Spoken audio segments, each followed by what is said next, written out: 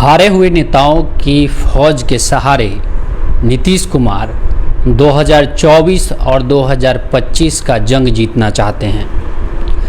दरअसल नीतीश कुमार लगातार अपने पार्टी को मजबूत करने का प्रयास कर रहे हैं, लेकिन इस क्रम को अगर देखा जाए कि उनकी पार्टी में हारे हुए नेता कितने हैं तो आप शायद आंकड़ा सुन के हैरान हो जाएंगे। दरअसल नीतीश कुमार की पार्टी ने 2020 का विधानसभा चुनाव 122 सीटों में से 7 घटा दीजिए 115 पे लड़ा था और उसमें से लगभग 70 से ज़्यादा उनके उम्मीदवार हार गए। 70, आप समझिए 70 विधायक के उम्मीदवार जो थे उनके वो हार गए। और अब नीतीश कुमार इन्हीं हारे हुए नेताओं के दम पर 2024 का चुनाव और 2025 का चुनाव जीतने की फिराक में लगे हुए हैं। आज मुख्यमंत्री नीतीश कुमार अपने मुख्यमंत्री आवास पर पार्टी के पूर्व सांसद, पूर्व विधायक जो कि पहले विधायक थे, पिछली बार हार गए या इससे पहले हार गए थे, उनकी मीटिंग उन्होंने आज बुलाई है और 1 बाय 1 उनसे फीडबैक ले रहे हैं कि उनके क्षेत्र में आखिर किस तरीके के राजनीतिक समीकरण हैं, किस तरीके का माहौल है, क्या जदयू के पक्ष में माहौल है पहले जैसा है या फिर जदयू के पक्ष में माहौल नहीं है। दरअसल ये गाहे बगाहे खबर चलते आती है कि नीतीश कुमार बीजेपी के पाले में जा सकते हैं, ऐसा बार बार लोग कहते हैं, जबकि राजद के नेता कहते हैं कि जदयू का विलय राजद में हो जाएगा। लेकिन इस बात की संभावना मेरे हिसाब से 0% भी नहीं है। वजह यह है कि जो 70 उम्मीदवार जो पिछले चुनाव में हारे हैं जदयू की, उनकी विपक्षी पार्टी, उन उम्मीदवारों के विपक्ष में जो जीतने वाले थे वो ज़्यादातर राजद के लोग थे, यानी राष्ट्रीय जनता दल के नेता जदयू के उम्मीदवारों से जीत के आए हैं। ऐसे में उन उम्मीदवारों का क्या होगा जिन्होंने करोड़ों रुपए खर्चा करके 2020 का विधानसभा चुनाव लड़ा था। आप लोग समझिए, एकदम ये इतना आसान नहीं है जितना लोग कहते हैं कि जदयू का विलय राजद में हो जाएगा और बहुत आसानी से सब कुछ स्मूथली हो जाएगा। ऐसा कुछ भी नहीं है। आप समझिए कि एक ग्राउंड पे एक नेता था जो कि आरजेडी के खिलाफ लड़ रहा था। मैं जदयू के नेता की बात कर रहा हूँ। एक जदयू का नेता जो कि आरजेडी के नेता के खिलाफ लड़ रहा था, उसने अपने चुनाव में करोड़ों, 2 करोड़, 5 करोड़ रुपए खर्च किए ताकि वो विधायक बन जाए और वो आरजेडी के नेता से हार जाता है। तो क्या उसे ये स्वीकार होगा कि राजद और जदयू का विलय हो जाए? उसके इतने पैसे खर्च हुए हैं इस उम्मीद में कि अगली बार वो जीत जाएगा। लेकिन अगर राजद और जदयू का विलय हो जाता है तो जाहिर सी बात है कि जो जीता हुआ उम्मीदवार होता है, यानी कि जो विधायक है अभी राजद कोटे से या फिर कांग्रेस कोटे से या फिर आपको सीपीएम सीपीआई यानी वामपंथी पार्टी के कोटे से है, उस कोटे के विधायक को ही टिकट मिलेगा। ये दुनियादारी है कि जो जीता हुआ है उसी को लोग टिकट देते हैं। तो ऐसे में जदयू के उन बड़े नेताओं का क्या होगा जो पिछले चुनाव में लगभग जो 70 के करीब बड़े नेता थे जो विधायकी का चुनाव हार गए थे, उनका क्या होगा? ये सोचने वाली बात है। तो इस लिहाज से अगर आप देखिएगा तो जदयू और आरजेडी का विलय नहीं होगा, ये कंफर्म है। विलय एक दूसरा पॉइंट है यहाँ पे। विलय की बात जो है वहाँ पे एक दूसरा पॉइंट ये है कि जदयू का विलय कहीं कांग्रेस में हो जाए और उसके बदले कांग्रेस नीतीश कुमार को कोई बड़ा पद दे दे या फिर कोई बड़ी जिम्मेवारी दे दे, ये संभावना बनती है। इस पे जदयू के नेता कुछ हद तक सहमत भी हो सकते हैं, लेकिन राजद के साथ विलय होने के पे सहमति नामुमकिन के बराबर है कि राजद के साथ जदयू के नेता विलय के लिए तैयार हो जाएंगे। इसके अलावा एक और बात चल रही है कि लगातार राजद और जदयू के बीच में जुबानी जंग चल रही है। अभी जो लालू यादव के करीबी हैं, सुनील सिंह हैं, जो एमएलसी हैं, उनको नीतीश कुमार ने बोला था कि आप अमित शाह के टच में हैं।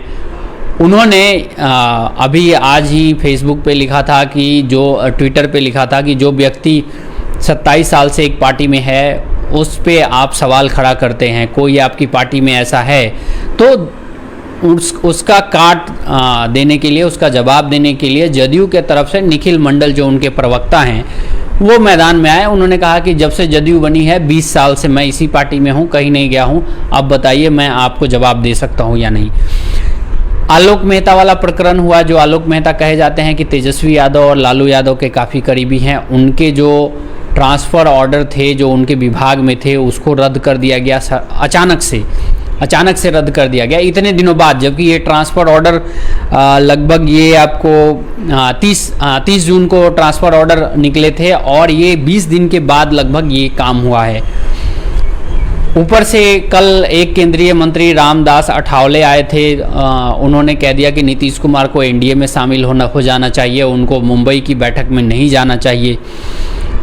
कुल मिला के ऐसा दिख रहा है कि नीतीश कुमार का जो अभी प्लान है वो अपने उन विधायकों, उन प्रतिनिधियों से बात करने की कोशिश, पहले उन्होंने विधायकों से बात की, सांसदों से बात की, इसके अलावा अब जो उनके पूर्व विधायक थे और पूर्व सांसद थे, यहाँ याद रखिए मैं जब पूर्व विधायक और पूर्व सांसद की बात कर रहा हूँ तो उसमें जदयू में वो पूर्व विधायक और सांसद नहीं हैं जो कभी राजद से आए हैं या फिर किसी और अन्य दल से आए हैं, यानी कि इसमें नीतीश कुमार उन्हीं लोगों से मिल रहे हैं जो कि जदयू के ही थे, जदयू से ही जीते थे, जदयू से ही हारे हैं।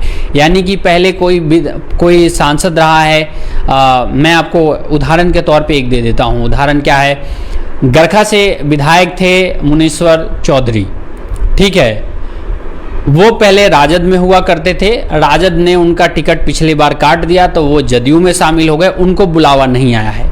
आप याद रखिए कि जो व्यक्ति पहले विधायक रहा है, राजद में था, अब जदयू में आया है, वो इस मीटिंग में शामिल नहीं हो रहा है। इसका मतलब क्या निकाला जाए? इसका मतलब अगर सामान्य तौर पे देखा जाए तो राजद के पास वो जानकारियां नहीं पहुंचे जो जानकारी मीटिंग में दी जा रही है या उनसे जो बात की जा रही है, ये हो सकता है। और जब इस चीज़ को हम लोग देखते हैं तो निश्चित तौर पे ये बिहार सरकार के लिए बहुत ही एक मतलब ये कह सकते हैं निर्णायक दौर कहा जा सकता है अभी की जो सरकार है, जिसमें जदयू, राजद हैं, कांग्रेस है। मंत्रिमंडल विस्तार को लेके काफ़ी दिनों से पेंडिंग है। कुछ लोग मेरे से कहते हैं कि भैया आप केवल तेजस्वी यादव पे ही बात करते हैं कि तेजस्वी यादव को नीतीश कुमार धोखा दे रहे हैं। तो मैं आपको बता दूं कि बिहार में 3-4 नेताओं के चेहरे हैं, एक हैं नीतीश कुमार, दूसरे तेजस्वी यादव, तीसरे चिराग पासवान, चौथे आप इनको ले सकते हैं जो कुशवाहा जी हैं, RLJD के कुशवाहा जी हैं, उनको ले सकते हैं। तो कुल मिला के जो ये मामला जो है ना बीजेपी का जब आता है तो बीजेपी का कोई नेता ही नहीं है, तो बात क्या करें बीजेपी पे। बिहार में बीजेपी का कोई ऐसा नेता ही नहीं है जो कि नीतीश कुमार या तेजस्वी यादव के बराबरी का हो, तो हम उस पर बात ही क्या करें। तो दरअसल जो बड़े नेता होते हैं ज़्यादातर उन्हीं पे बात होती है। और अभी का जो माहौल दिख रहा है जिसमें देखिए जो मीडिया में लोग होते हैं उनका यही काम होता है कि क्या खिचड़ी पक रही है उस पर प्रकाश डालने की कोशिश करना, उनके समझ से क्या आता है वो। तो दरअसल ये कहा जा सकता है कि नीतीश कुमार अपने हारे हुए नेताओं की फौज से 2024 और 2025 का जो चुनाव है वो जीतना चाहते हैं, जंग जीतना चाहते हैं। लेकिन कुछ लोग ये कह रहे हैं कि ये रायशुमारी हो रही है कि क्या भाजपा के साथ दोबारा जदयू को चले जाना चाहिए। जीतन राम मांझी भी एक दफ़ा कह चुके हैं, जीतन राम मांझी ने भी कहा था कि नीतीश कुमार को राज्य हित में, यानी कि राज्य के हित में एनडीए में शामिल हो जाना चाहिए। तो खैर आप लोगों को क्या लगता है कमेंट में ज़रूर बताइए और बने रहिए द बिहार मीडिया के साथ। हम और इस मुद्दे पे बेहतर जानकारी आपको लेके देंगे, आप तक पहुंचाएंगे कि बिहार की राजनीति में क्या चल रहा है, नीतीश कुमार का जो है अभी कार्यक्रम वो क्या चल रहा है। यहाँ एक चीज़ और बताते हुए मैं इस वीडियो का अंत करूँगा कि नीतीश कुमार पिछले 10 दिन के अंदर में 2 बार राजगीर जा चुके हैं, 10 से 15 दिन के अंदर में। और जब भी नीतीश कुमार राजगीर जाते हैं कोई बड़ा फैसला लेते हैं। याद कीजिए आप लोग, बेंगलोर में जो बैठक हुई थी कांग्रेस और बाकी दलों की, जिसमें नीतीश कुमार भी थे, वहाँ से आने के बाद नीतीश कुमार सीधे राजगीर गए थे। और कुछ लोग तो ये भी कह रहे हैं कि मोल भाव चल रही है, जैसे ही बढ़िया डील मिल जाएगी जदयू फिर भाजपा के साथ आ सकती है। तो इसमें आखिर किसका नुकसान है? तो देखिए, फ़ायदा एक ही व्यक्ति का है, नीतीश कुमार का है, और किसी का फ़ायदा नहीं है। क्योंकि लोग कहते हैं कि नीतीश कुमार ने इस्तीफ़ा दिया, नीतीश कुमार ने आज मुख्यमंत्री के पद से इस्तीफ़ा दिया और नीतीश कुमार ने ही आज मुख्यमंत्री के पद पर शपथ ले लिया। यानी यही लाइन रहती है, लाइन में कोई बदलाव नहीं होता है। बदल क्या जाता है? नीतीश कुमार ने बीजेपी को धक्का मार के बाहर किया, दूसरी लाइन ये आ जाती है कि नीतीश कुमार ने राजद को धक्का मार के आउट किया। तो इसमें नुकसान जो है ना वो राजद को हो रहा है अभी फ़िलहाल देखा जाए तो। राजद के कार्यकर्ताओं उनके अंदर मायूसी ज़रूर है, नहीं का सवाल नहीं है। कुछ लोग कह सकते हैं नहीं जी ऐसा नहीं है, लेकिन राजद के कार्यकर्ताओं के अंदर मायूसी है कि जिस तरीके से नीतीश कुमार फैसले ले रहे हैं, जिस तरीके से वो उनकी अफसरशाही चल रही है। जैसे शिक्षा विभाग में आज 22-23 दिन हो गए, शिक्षा विभाग के मंत्री विभाग में नहीं पहुंच रहे हैं, विभाग के ऑफिस नहीं पहुंच रहे हैं, घर से ही सारा काम कर रहे हैं, घर पे ही वो अपना जो भी देखना सुनना है वो कर रहे हैं, ऑफिस नहीं जा रहे हैं। अब इससे बड़ा क्या खींचतान का एक आपके सामने एग्जाम्पल होगा। नुकसान कुल मिला के तेजस्वी यादव के लिए होगा, जहां तेजस्वी यादव को एक तरीके से जो सहानुभूति मिल रही थी लोगों को कि नीतीश कुमार के इस 17-18 साल के शासन के विरुद्ध में ये एक नौजवान खड़ा हुआ है और इसको हमें समर्थन देना चाहिए, उसका अब जो है एक परसेप्शन है वो कमज़ोर होगा। वो फिर किस पे हमला करेंगे? फिर वो नीतीश कुमार के ऊपर हमला नहीं बोल पाएंगे ना, क्योंकि सरकार में तो अभी वही रहेंगे। तो ये एक प्रॉब्लम खड़ी हो रही है तेजस्वी यादव के लिए। खैर फिलहाल इस वीडियो में इतना ही, मिलेंगे किसी और वीडियो में, तब तक बने रहिए द बिहार मीडिया के साथ। जय बिहार।